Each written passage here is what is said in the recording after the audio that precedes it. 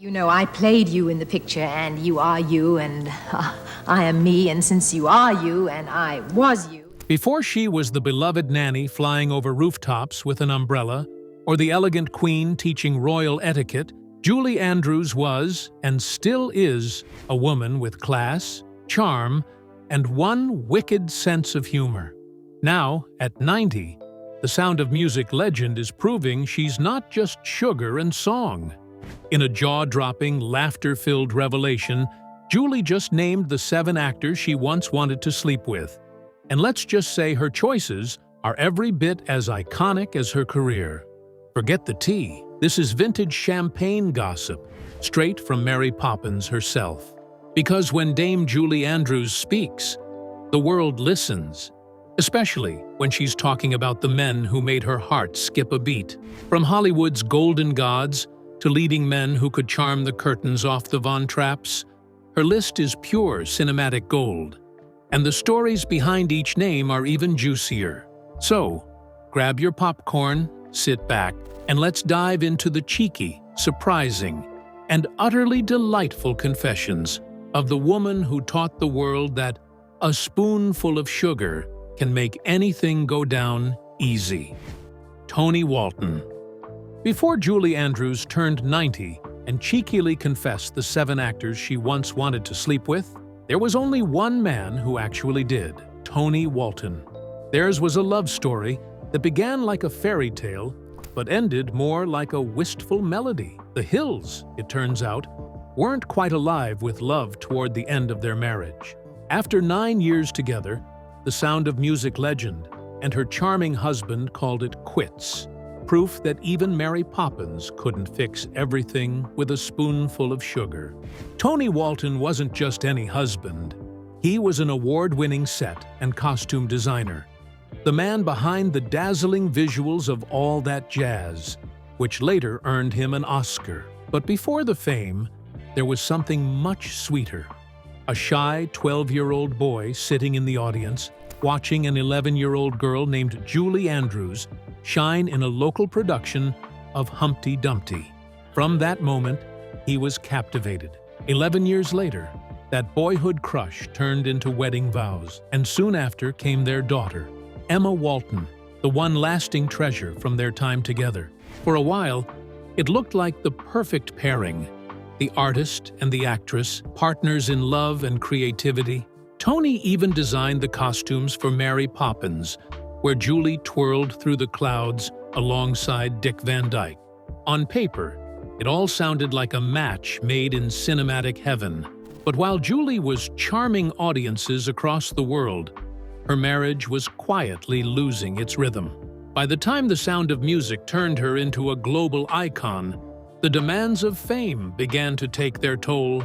In one interview, Julie admitted that marriage was a big up-and-down graph, and though she called it wondrous, she also called it the hardest work she'd ever done.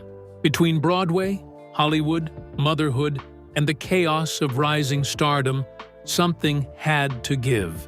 And sadly, it was her marriage. In her memoir, Homework, she reflected on that era with rare honesty. The long-distance stretches, the endless travel, the emotional exhaustion, all of it chipped away at the foundation they'd built. She buried her feelings just to keep going, admitting that both she and Toni had a hand in how things fell apart. Still, theirs wasn't a love that ended in bitterness. Even after the divorce, they stayed close, bound by years of friendship and respect. Julie often described Toni as her dearest and oldest friend, the man who taught her to see the world with fresh eyes. When he passed away in 2022 after a stroke, she called him a titan of the arts, a devoted father, and beloved beyond measure. So yes, before Julie Andrews gave the world a saucy list of 7 men she once dreamed of taking to bed, there was Toni Walton, the one man who actually did. The first love, the creative muse, and perhaps the reason she learned that even the most graceful women sometimes lose the plot, only to find their humor again years later. Blake Edwards. Before Julie Andrews cheekily revealed the 7 actors she once wanted to sleep with, The woman behind Mary Poppins and The Sound of Music had already lived through a real-life romance worthy of any Hollywood script, complete with charm, chaos, and a love that lasted 4 decades. And while her list of would've, could've flings made headlines, the man who truly captured her heart was none other than Blake Edwards, the brilliant, brooding director behind Breakfast at Tiffany's and The Pink Panther. Their love story wasn't one of those glossy Hollywood PR pairings. It was messy, magnetic, and marvelously human. Andrews and Edwards were both coming off broken marriages, both world-weary, yet hopeful enough to give love another try. When they finally found each other, it was like 2 halves of a script finally being written in the same scene. Their first encounter? Barely a blip. They attended the same event and drifted past each other like ships in the night, as Julie later put it. But fate, as it often does in the movies, had a flair for the dramatic. About 10 years later, they crossed paths again. This time literally on a Los Angeles street. She was driving one way and he was driving the other when he rolled down his window and called out, "Are you going where I just came from?" It turned out they shared the same therapist. Julie thought it was corny. Blake thought it was wonderfully Hollywood.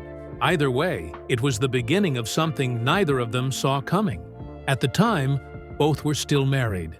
Julie to her childhood sweetheart, Tony Walton, and Blake to actress Patricia Walker. But destiny clearly had other plans. By 1967, both divorces were final, and soon after, Julie and Blake's paths intertwined for good.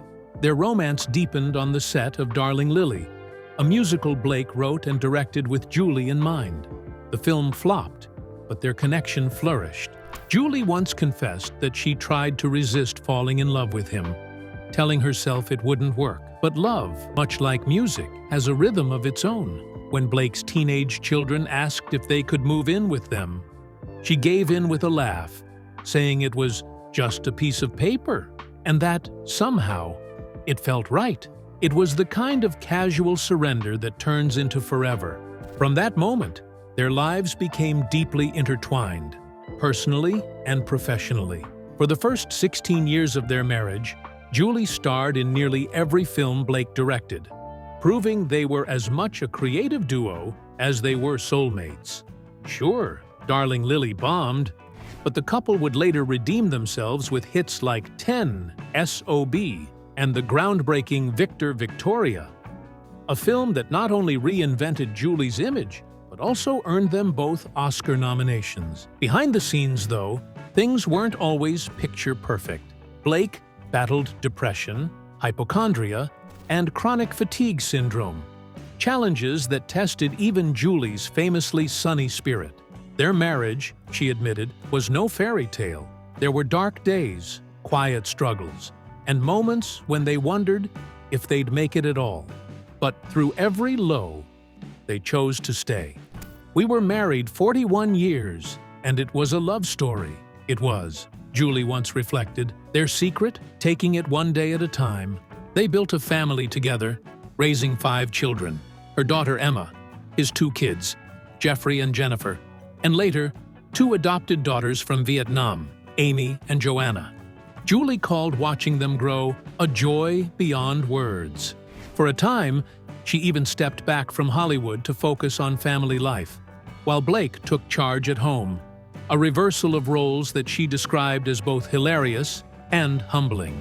Professionally, they were unstoppable. Personally, they were devoted. When Blake finally received an honorary Oscar in 2004, his acceptance speech was pure Edwards. Sharp, funny, and full of love. He thanked the beautiful English broad with the incomparable soprano and promiscuous vocabulary, proving that even after decades, their spark hadn't dulled a bit. When Blake passed away in 2010, the loss left a hollow note in Julie's song. 5 years later, she admitted there were still moments that caught her off guard. Some days are wonderful, and then suddenly it hits you in the gut, and you think, "God, I wish he were here," she confessed. Then, with the grace only Julie Andrews can summon, she added, "But he is in a way. One carries that love always. So yes, at 90, Julie Andrews might have joked about the 7 actors she once wanted to sleep with, but only one man truly shared her heart, her art, and her life. Blake Edwards wasn't on that fantasy list. He was the real thing. Their love wasn't all raindrops on roses and whiskers on kittens, but it was real, messy, and magnificent. The kind of love even Hollywood couldn't have written better. Christopher Plummer. If Julie Andrews ever decided to sneak Captain Von Trapp onto that playful list of 7 actors she once wanted to sleep with, no one would blame her. After all, The Sound of Music gave us one of cinema's most magnetic duos, Maria and the Captain, played by Julie Andrews and Christopher Plummer, whose chemistry could have melted the Austrian Alps. But as it turns out, the passion that sizzled on screen never made it off the set, though not for lack of temptation. Both Andrews and Plummer later admitted they had crushes on each other while filming the 1965 classic. Plummer once laughed that they should have had a huge, smashing affair, but there simply wasn't time. Julie had her young daughter with her, which he jokingly called most inconvenient. Still, that didn't stop the air between them from crackling with something that was part respect, part curiosity, and entirely electric. Behind the bright songs and sunlit hills, both were quietly nursing broken hearts. Julie's marriage to set designer Tony Walton was beginning to fray, and she confessed she was quite lonely during filming.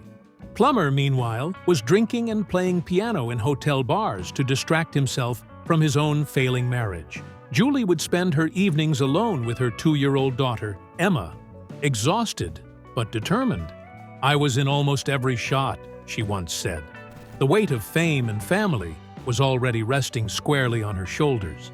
And then there was Christopher, tall, witty, and just the right amount of trouble. He had that brooding energy that drew people in, and for Julie, who radiated grace and warmth, it was a balance that worked beautifully on screen.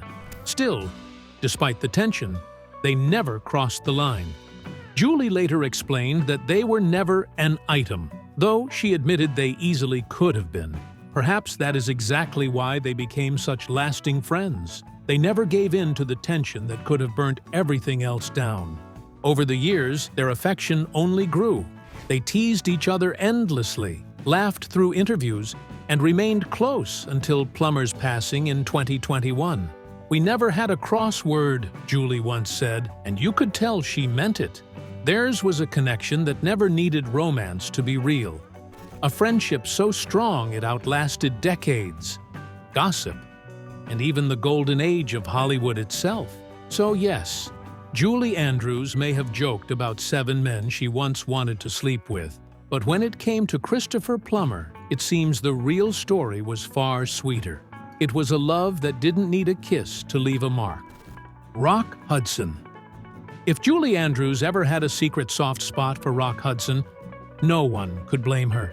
Before she turned 90 and cheekily revealed the 7 actors she once wanted to sleep with, she had already shared some of the most swoon-worthy scenes of her career with him. Their chemistry in the 1970s romantic spy musical Darling Lily was so effortless, so electric, it had audiences wondering if maybe, just maybe, the magic wasn't all movie-making. In Darling Lily, Julie played the picture of elegance and contradiction. Lily Smith, a beloved English performer who also happened to be a German spy. Her mission was to charm and seduce an American flying ace, played by the impossibly handsome Rock Hudson, and extract his military secrets. But, as with any great Julie Andrews story, love had to complicate things. Lily falls for the very man she is supposed to deceive, and suddenly the spy who sang couldn't quite tell where her heart or her loyalty belonged. Behind the camera, the story was just as intoxicating. The film, directed by Julie's husband, Blake Edwards, had all the makings of a Hollywood fever dream. Music by Henry Mancini, lyrics by Johnny Mercer, a sweeping war backdrop, and two of the most attractive stars of their generation sharing the screen. Rock's masculine charm perfectly balanced Julie's polished grace. He was bold and relaxed. She was precise and composed. Together, they melted into one another's rhythms so naturally that even the camera seemed to sigh. Their on-screen chemistry sparked plenty of rumors, but Julie brushed them off. She later said that she and Rock had become dear friends during filming, one of those rare Hollywood relationships built on trust, laughter, and genuine affection. And perhaps that was part of the magic. There was no scandal, no hidden affair, just two artists who understood how to make the screen sizzle without crossing the line. Still, when you watch Darling Lily today, it is hard not to feel the heat. Julie, caught between love and duty, and Rock, all charm and devotion, created cinematic gold. And while she has since had her fun, confessing the names of a few men who caught her eye over the years, one cannot help but wonder if, somewhere between those champagne-soaked scenes and smoldering glances, Rock Hudson's name was quietly penciled onto that list too. Burt Reynolds. Before Julie revealed the 7 actors she once wanted to sleep with, she had already starred in a film that practically danced with desire, The Man Who Loved Women. It was 1983, and the ever-poised Julie teamed up with Hollywood's king of charm, Burt Reynolds, in a story that blended passion, humor, and heartbreak in the most delightfully scandalous way. Directed by her husband, Blake Edwards, this was not your usual prim and proper Julie Andrews movie. This was Julie stepping into a world where love was messy, lust was constant, and the men were, well, comically tragic.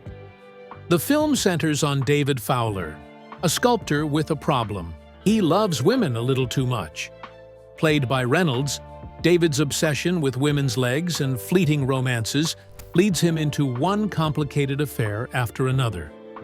Julie, on the other hand, plays Dr. Mariana Solari, the psychiatrist who is supposed to fix him, but naturally ends up tangled in his emotional web herself. And let's be honest, who could resist Burt Reynolds back then? Certainly not Julie's on-screen character, who traded in her spoonful of sugar for a glass of something much stronger. As David spirals from affair to affair, models, millionaires, even babysitters, he finds himself creatively and romantically lost. The one woman who truly challenges him is Mariana, the one he cannot quite have. By the end, his endless chase for love becomes his undoing, and his funeral is filled with every woman he ever tried to love. For Julie, the film was a daring detour from her squeaky clean image. It was bold, sexy, and full of sly humor. Proof that beneath the prim posture and perfect diction, there was always a spark of mischief. And if you have ever wondered where Julie's wicked sense of humor about those 7 actors came from, well, The Man Who Loved Women might just hold a clue. Omar Sharif. Some movie pairings just feel too good to be strictly business, and Julie Andrews with Omar Sharif was one of them. When the two starred together in the 1974 romantic thriller The Tamarind Seed, sparks practically flickered off the screen. Julie played Judith Farrow, a British official caught between duty and desire, while Omar was the dangerously charming Soviet attaché Fyodor Sverdlov. Together, they turned Cold War espionage into something irresistibly warm. Fans were certain their chemistry couldn't have been just acting. After all, Julie was elegant and beautiful, and Omar was handsome and mysterious, a combination that could make even the iciest tamarind tree melt. But despite the whispers and rumors swirling around Hollywood, both insisted their relationship was purely professional. Behind the scenes, they developed a deep friendship built on respect, the kind that doesn't fade when the cameras stop rolling. Omar once credited Julie's kindness and empathy for helping him through a difficult time. calling her one of the most genuine people he had ever met. The Tamarind Seed itself was a steamy cocktail of danger and desire, written and directed by Julie's husband, Blake Edwards. The film followed a British widow and a Soviet spy whose forbidden romance unfolds across Barbados beaches, smoky London rooms, and gunfire-laced escapes. It had everything: love, betrayal, and that classic Julie Andrews poise even in the middle of chaos. And though nothing romantic ever bloomed between Julie and Omar, it is easy to see why audiences wondered. Their on-screen passion was palpable, subtle, intelligent, and charged with emotion. Watching them together, one cannot help but think that if Julie ever expanded that cheeky list of 7 men she once wanted to sleep with, somewhere between James Bond and Captain Von Trapp, Omar Sharif might just deserve an honorary mention. Dick Van Dyke. If you've ever wondered whether Dick Van Dyke made it onto Julie Andrews' cheeky list of 7 actors she once wanted to sleep with, well, let's just say that if he didn't, it's only because their friendship was already far too magical to risk spoiling. Long before Julie turned 90 and charmed the world with her wickedly funny confessions, she and Dick had already created one of Hollywood's most beloved partnerships, born out of tap shoes, laughter, and a spoonful of timeless chemistry. Their story began in 1963, long before flying umbrellas and animated penguins.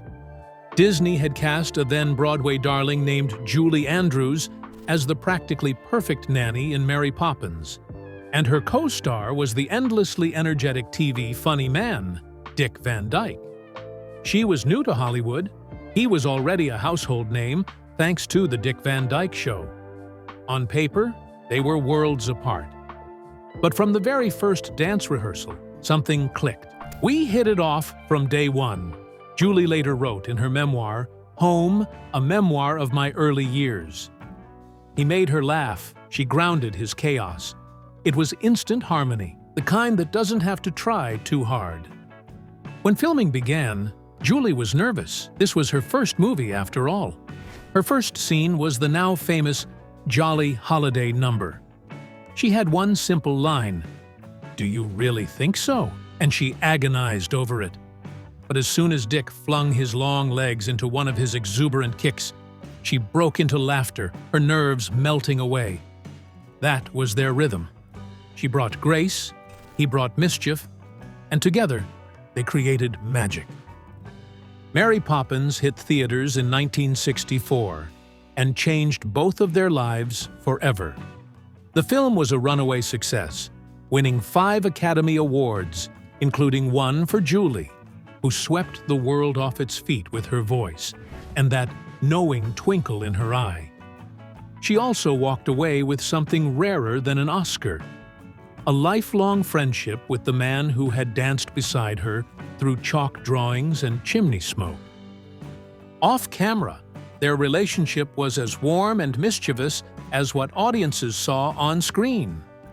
Julie adored Dick's energy, describing him as dazzlingly inventive and always in a sunny mood. He, in turn, once called her the perfect partner, graceful, funny, and far more down-to-earth than anyone expected a musical prodigy to be. Together, they shared that rare Hollywood bond that time, fame, and distance couldn't touch. But let's rewind for a second, because Mary Poppins didn't start out as a sure thing. Julie, then 28, was better known on the London stage than in Hollywood. Walt Disney himself had seen her in Camelot and decided she was the one. At the time, she was pregnant with her daughter Emma and nearly turned it down. Disney famously waited until she was ready. "That's fine," he told her. "We'll wait for you." And wait he did, because no one else could have done what Julie did with Mary Poppins: make her both strict and soft, mysterious and motherly, prim and, yes, a little bit cheeky. Then there was Dick, who was already loved across America. But when he took on the role of Burt, the lovable Cockney chimney sweep, critics didn't exactly roll out the red carpet for his accent. They tore it apart. Decades later, people still joke about it. Julie, though, wasn't having it. "Who cares, really?" she laughed in one interview. "He was adorable, so talented, and charming anyway." When asked about it in 2013, she added dryly, "Doesn't seem to have harmed the film that much, 50 years later." Touché, Dame Julie. The two were fiercely protective of each other. When reporters mocked Dick's accent, she came to his defense. When she doubted herself on set, he made her laugh until she forgot her fears. Their friendship wasn't about flirtation, it was about trust. Still, anyone watching Mary Poppins could feel the charge between them. There was a tenderness there, a spark that couldn't be faked. It's why people still whisper, decades later, surely they must have had something. But no.